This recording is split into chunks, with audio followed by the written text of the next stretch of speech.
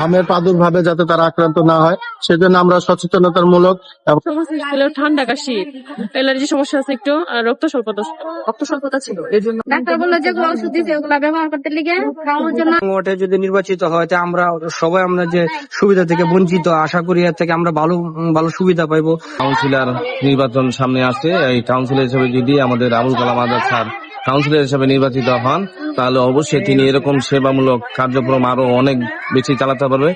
Doctor বললো যেগুলো ওষুধ দিচ্ছে ওগুলা ব্যবহার করতে লিগে খাওয়ানোর জন্য, আর 2টা টেস্ট দিচ্ছে, টেস্ট করাবে। মানে এখানে তাদের এখানে দেখালে দেখতে পারি বা অন্য জায়গায় দেখাতে পারি ডাক্তার। আগামী নির্বাচনে উনি যদি কাউন্সিলর পদে নির্বাচিত হন তাহলে আমাদের এলাকাবাসীর জন্য খুবই কল্যাণজনক।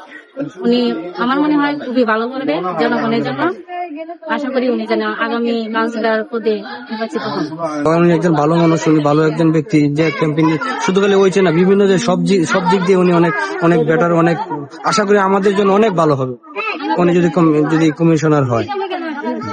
এখানে দুজন ভালো বিশেষজ্ঞ চিকিৎসক আছে, ওনারা ফ্রি চিকিৎসা সেবা দিচ্ছে, ভালো সেবা দিচ্ছে, সময় নিয়ে রুগীদের দেখতেছে। সমস্যা ছিল ঠান্ডা কাশি, অ্যালার্জি সমস্যা আছে একটু, আর রক্ত স্বল্পতা। এখানকার সুবিধা অনেক ভালো, বাচ্চারা ভালো ভাবে দেখতেছে, ফ্রিতে চিকিৎসা দিতেছে, অনেক ভালো ব্যবস্থা, তো অনেক সুবিধা দিচ্ছে, ভালোই। ওর হচ্ছে অ্যালার্জি ছিল আর ওর রক্ত স্বল্পতা ছিল, এর জন্য আর কি ভাইটামিন দিল আর অ্যালার্জির জন্য ওষুধ দিয়েছে। আপনারা অবশ্যই অবগত আছেন যে বাংলাদেশে একটি আসছে হাম নিয়ে খুব দুশ্চিন্তা।